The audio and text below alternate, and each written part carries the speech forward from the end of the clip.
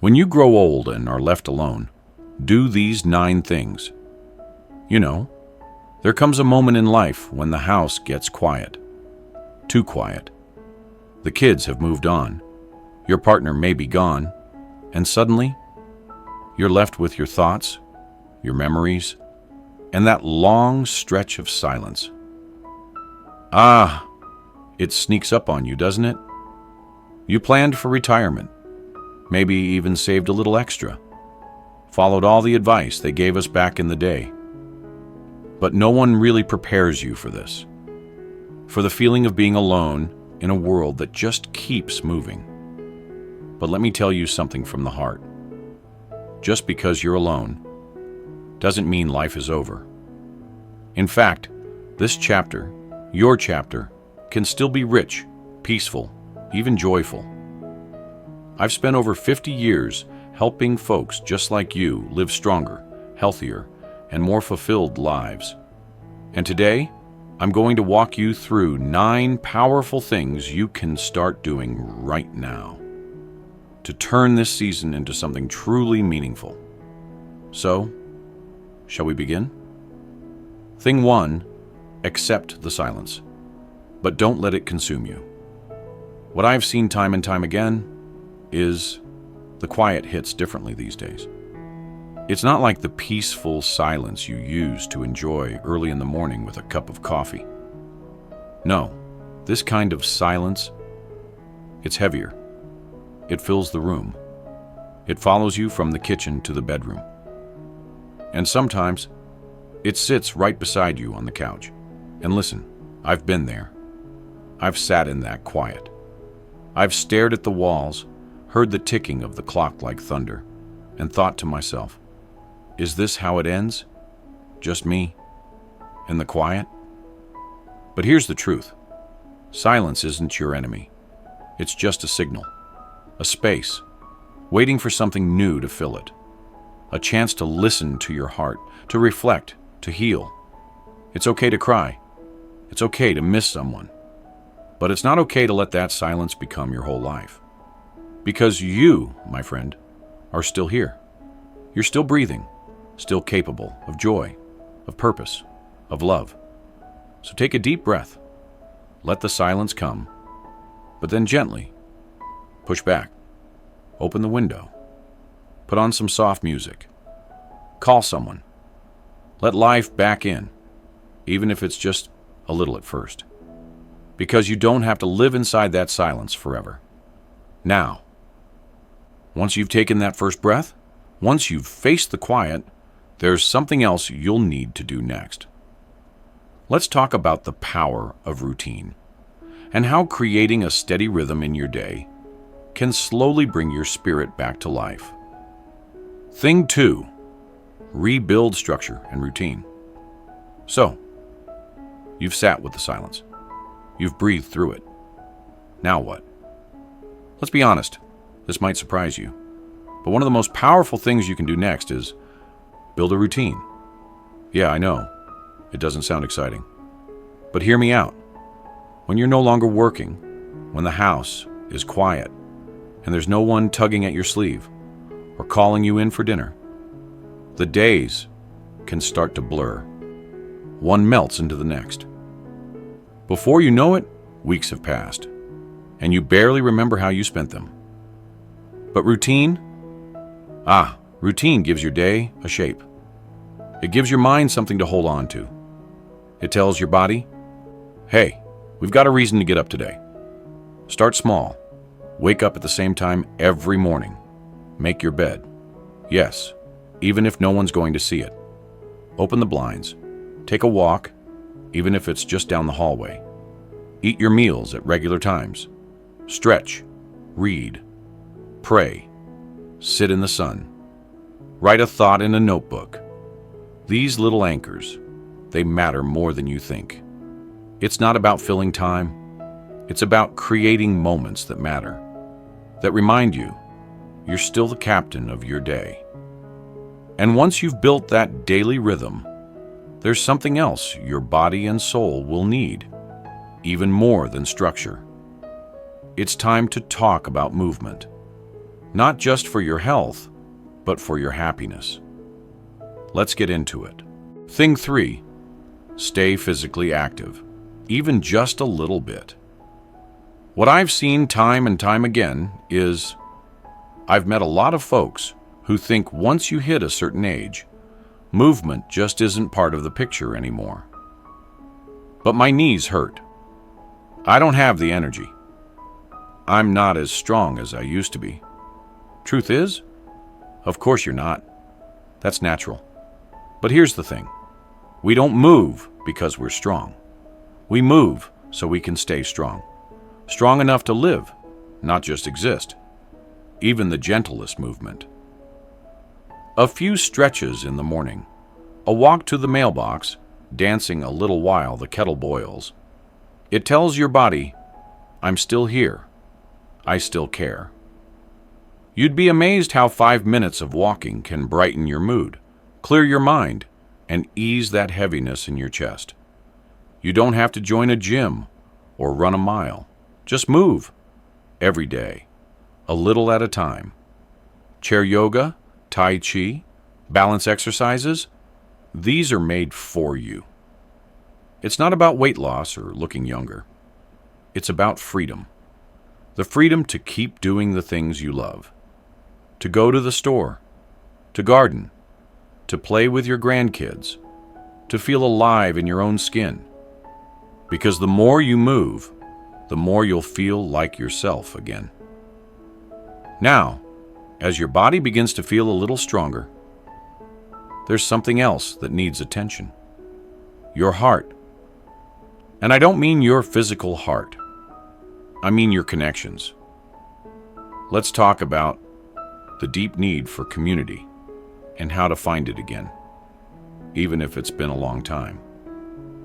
Thing 4, reconnect with the world through community. Let me tell you something I've learned the hard way. Loneliness doesn't always come from being alone. Sometimes it comes from feeling invisible. You could be surrounded by people and still feel like nobody sees you. Nobody hears you. And after a while, you start to shrink into the background, like a ghost in your own life. But here's the truth. You were never meant to live in isolation. We're wired for connection, for laughter, for conversation, for shared silence over a warm cup of coffee.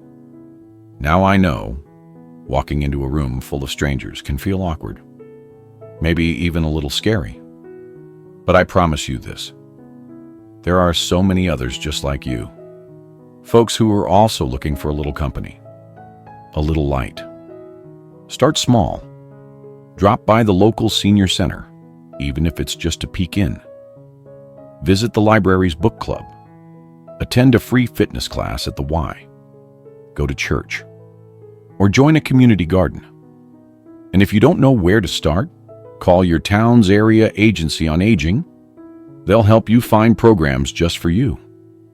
Just search your town plus area agency on aging online, or give your local city office a call. They'll point you in the right direction. When you say yes to community, you're saying yes to life. You don't have to do it all. Just show up. The rest will follow. And when you do show up, something beautiful might happen. You might meet someone who truly gets you. Let's talk about companionship in later life, and why it's not too late to let someone new in. Thing 5, open your heart to new friendships or companionship. You know, after losing someone you loved deeply, the idea of letting someone else in can feel impossible. There's guilt, there's fear, there's that voice inside that whispers, but they're not the same. And you're right, they won't be. No one can replace the love you had. But here's something I've learned after decades of walking this path with others. Companionship in your later years isn't about replacement. It's about presence.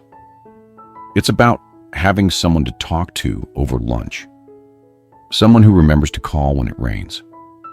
Someone to sit beside you in the quiet.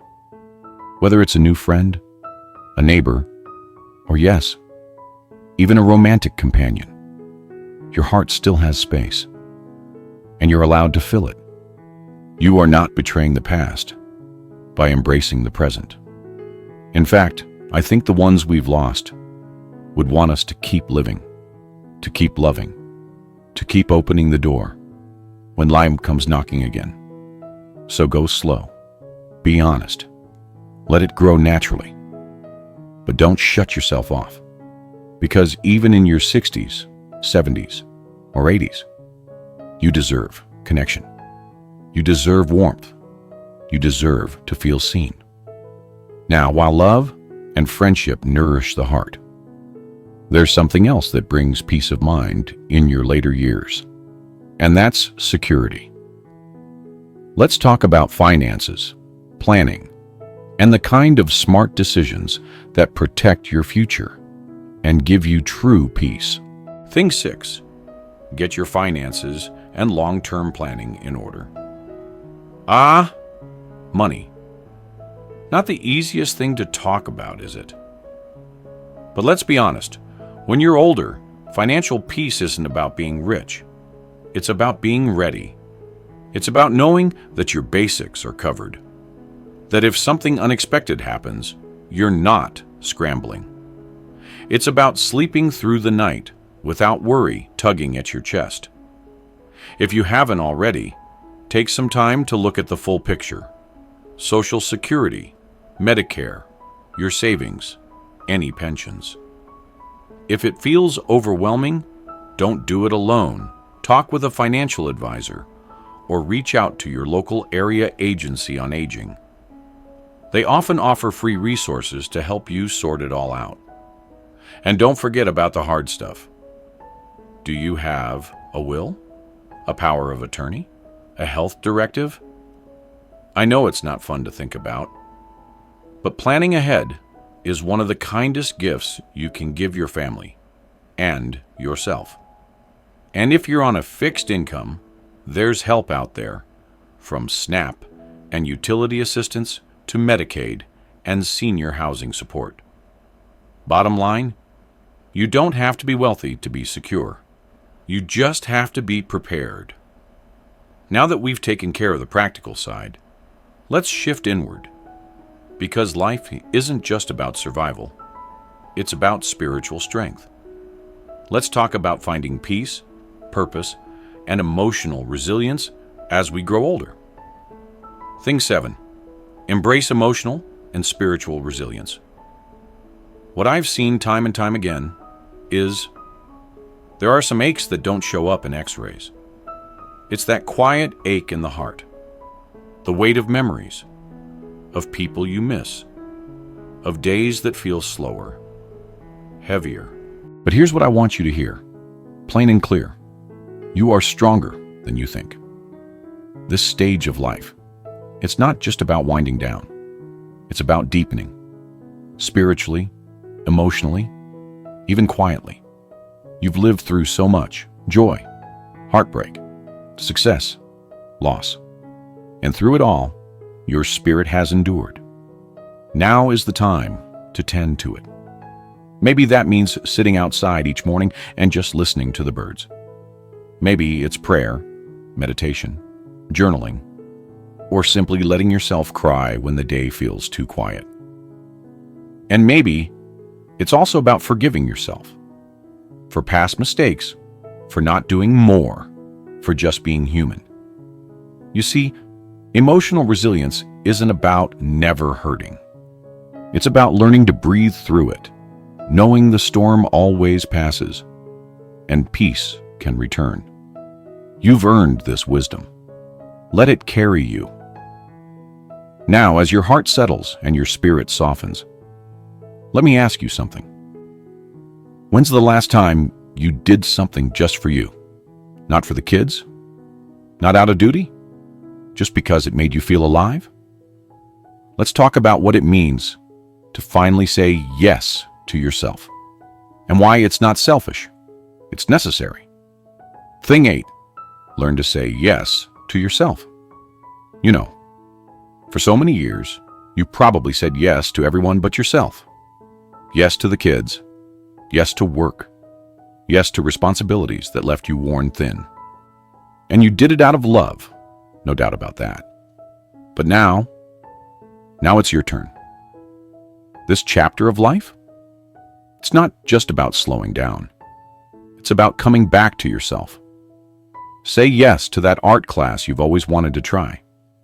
Yes to sitting in the sun with a good book. Yes to learning how to use that smartphone. Or joining a Facebook group where people your age share stories and laugh about the same things you do. Say yes to little pleasures. A new sweater, a walk through a local museum, a solo lunch date where you actually enjoy your own company. This isn't about becoming someone new. It's about remembering the person you've always been, underneath all the noise and obligations. And hey, it's okay if it feels strange at first. But with every small yes, you reclaim another piece of joy, another drop of freedom, another reason to smile when no one's watching. You matter, not just for what you've done, but for who you are. And now, my friend, we come to the last, and maybe the most important piece of all. Let's talk about knowing when to ask for help, and how doing so isn't weakness, it's wisdom. Thing 9, know when it's time for help, and ask for it. There comes a time, and you'll feel it, when the quiet becomes too loud, when the days stretch too long, when doing everything alone stops feeling peaceful and starts feeling heavy. And that's okay. Asking for help doesn't mean you're giving up. It means you're choosing peace, choosing companionship, choosing safety, choosing yourself. Maybe it's talking to your kids about getting more support around the house. Maybe it's exploring assisted living or a senior community. Not because you can't care for yourself, but because you deserve to live where life is happening, not just passing by. Too often, we wait until we're burned out, or hurting, or scared. But what if you could decide now, with clarity, confidence, and dignity? Help doesn't make you less independent. It makes you wise. It says, I've done enough alone. Now I'm ready for something new. And if you do take that step, trust me, it might just be the beginning of something better than you imagined. Now that we've walked through all 9 things, let's take a breath and bring it all home. So, here we are. If you're growing old and finding yourself more alone than you ever expected, take heart. There are things you can do, changes you can make, and beauty still waiting for you in this season of life.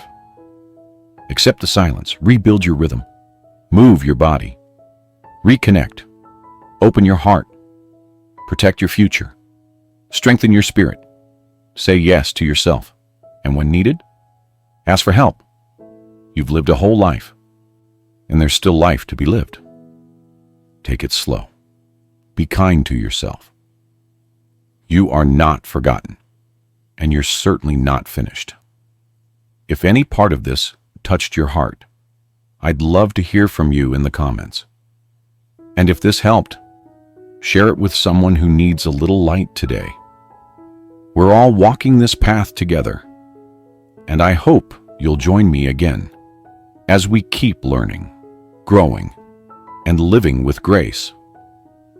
No matter our age until then, take good care.